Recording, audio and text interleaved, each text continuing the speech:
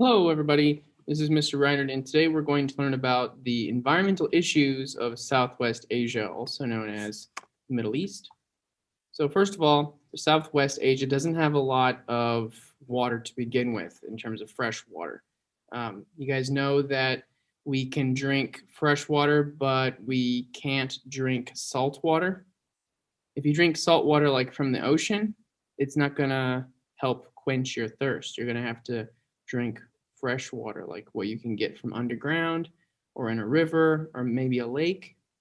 So those are the only things that humans can drink without us doing something else to the water if it has something in it we can't drink. So another problem is, what if the water, the little amount of water that we do have, actually is polluted? Okay, so we'll talk more about this issue when we get into some other units, but one key thing about water, if you want water to drink, is to keep it clean. Okay, but you know the big thing is also the cities are undeveloped. Okay, they maybe don't have sewers like we do, or they don't treat their water and clean it before they dump it back into a river or something. So as a result, everybody along that river now has to deal with dirty water that probably has poop in it or something. So that's not good. But there are also other things like chemicals from farming or chemicals from factories. There's some example of the Tigris River. Okay, so less than 1% of the world's fresh water is available in Southwest Asia, even though they have 5% of the world's population. They don't have a lot of water, okay? Especially some countries have less than others. So you can see areas where they're having trouble. So the blue is a good area. And you can see how here we're kind of it says approaching physical water scarcity, or perhaps even we are in a physical water scarcity where we live in Central Texas. But we're also talking about this part of the world, which is also red. So that's these are the areas that need to be very careful about how they use water. Okay, and obviously we need water in order to live. We also need water to plant crops and that kind of thing. So Turkey is doing okay with water. They have a water advantage compared to the other places. A lot of times these countries, they'll build dams, okay? So they have a bunch of mountains and stuff back here. Then they build this wall. There was a river in the middle of the mountains. And then because they built the wall, which is a dam actually, right? Then the water fills up until it reaches the top. And then they have a section you can see over here. It looks like also here is where they allow the water to flow from what is actually now a lake that has been made, an artificial lake, that all the water goes all the way up to here, and they just let a little bit out at a time, like the river, to allow it to flow. Okay, and then you can use it to make electricity, and you can drink this water. You just have to clean it. You take the water from the man-made lake, clean it up, and you can pipe it out to cities, towns, whatever you need. So Turkey and Syria, which are two countries in the Middle East, they built a dam along the Euphrates River, okay? And they created that wall that you would see that's a dam, right? Similar to this, or this might actually be the one, okay? And so what if Turkey, what if it doesn't rain, okay, very much? What do you think Turkey's going to do with the water in the dam? Are they going to, if it stops raining, what's going to happen to the level of the water? Next, if it stops raining, are they going to want to keep letting a bunch of water go out here? Okay, and you have to think about water. Where does it flow? Well, water flows downhill. So everyone down at a lower spot than here relies on this water that flows through the river. Okay, so what if that goes into a different country? And when it goes into a different country, suddenly, do you think Turkey cares about what happens to that water? So the problem is it does still affect people. So the decisions that Turkey makes affects Iraq, for example, where the river flows through. Okay. So they have 80% less water now in Iraq and from the Euphrates River than they used to, which is going to hurt what? Their crops, okay? Their food supply. That's what it looks like. They also have pollution. Okay, now Israel has a water pipeline that transports water from the Sea of Galilee all the way down to the dry parts, southern dry parts of the country. They also, if you look back at the map, they share this river and the Dead Sea and stuff with Jordan. And what about the Dead Sea? What did we learn about that? So it's got a bunch of salt in it. Do you think we can drink the water from the Dead Sea? Okay, so what happens then if we drink the water from the Jordan River? What's going to happen to the Dead Sea?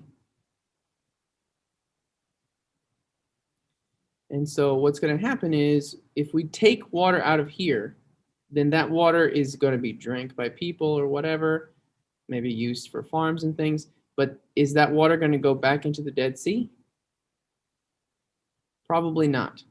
So the water that was supposed to go here now is going somewhere else. So the Dead Sea, it shrinks.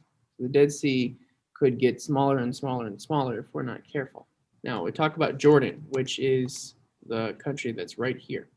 And if you look at Jordan on a map, you'll see that they don't have any source of water except for that river or anything that's underground. And I tell you what, they don't have a lot of water underground because they're a desert. Now, they do not have enough water for all of their people. They just don't. Okay, so people have to take turns using the water. They can only have the water on maybe a few hours a day, and they have to be very careful with how they use the water during that time. And we'll watch some videos about that in a minute. Some countries, like here Saudi Arabia, they use what's called a desalinization plant, which we'll learn more about that as well. But basically, you'll take the seawater and they put it through this big factory. The Middle East is getting hotter. The climate's changing and it's raining less and less. People can live without a lot of things.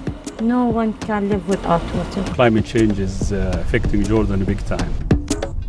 This country is one of the poorest in the world when it comes to water, and climate change is making things worse.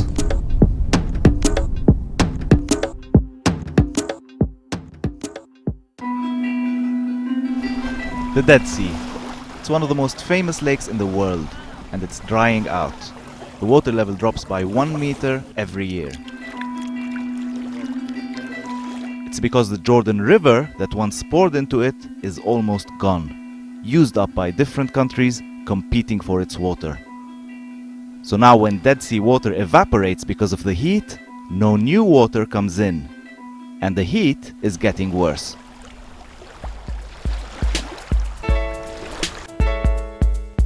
Those in rural areas are the hardest hit by climate change. نحن لما اجينا للكرامة بال82 كنت وانت حتى ماشي بالشارع بتحس المنطقة عبارة عن غابة من الشجر.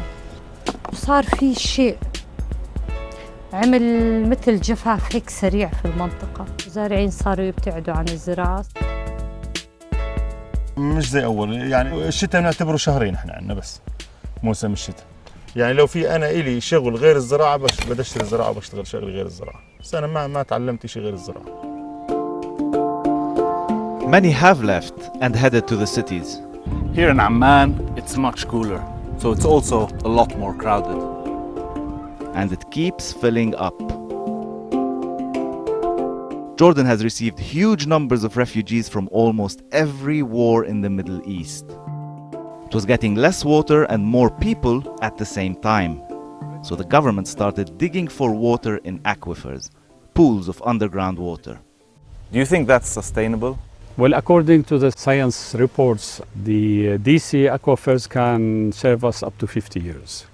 What happens after 50 years? After 50 years, we'll go to the deep aquifers. Of course, we have a water crisis, of course. When any house in Jordan gets the water 12 to 24 hours a week, it's a water crisis, of course.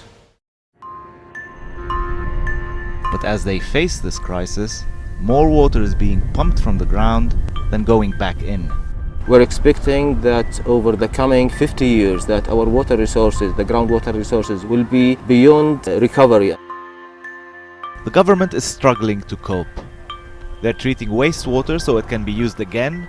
They're thinking about big projects to remove salt from seawater and pump it to the cities.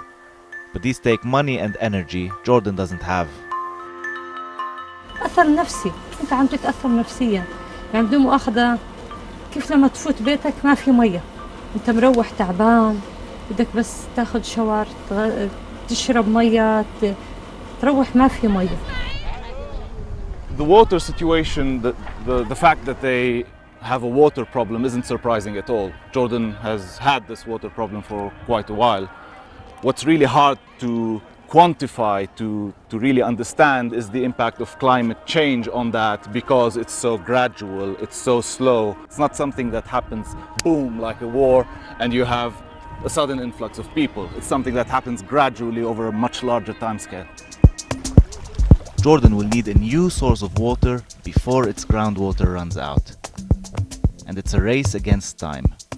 I always believe that the future generations, our kids, they won't forgive us about what we are doing, because we still have the time to act. But in few years we will be beyond the recovery rate. كل قطرة مي بنضيعها، نحن بنضيع يوم كان ممكن يشربوا فيه الأجيال القادمة.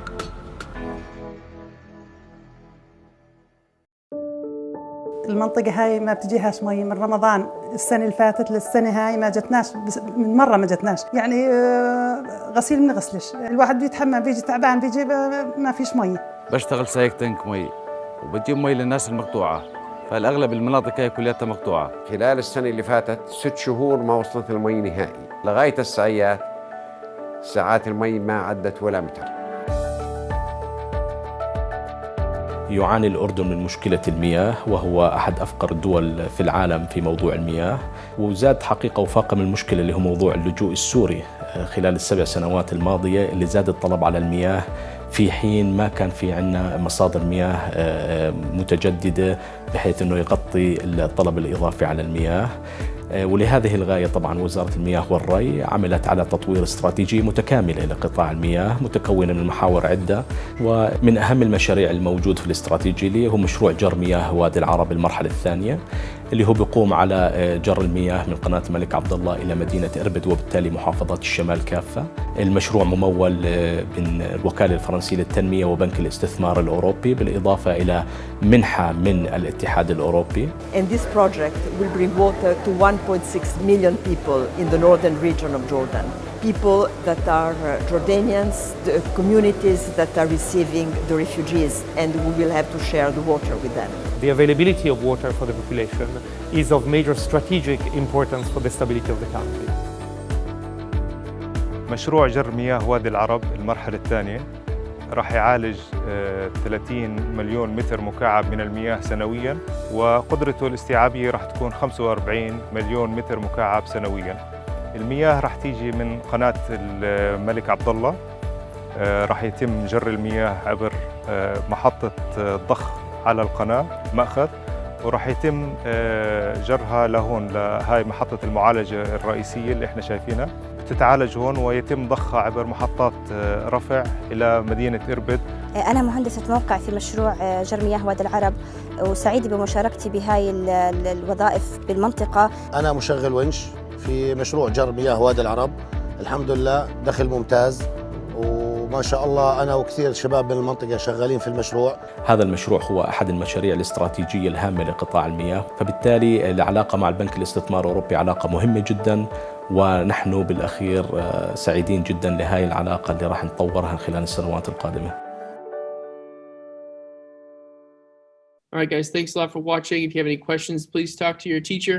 And we'll see you next time. Bye-bye.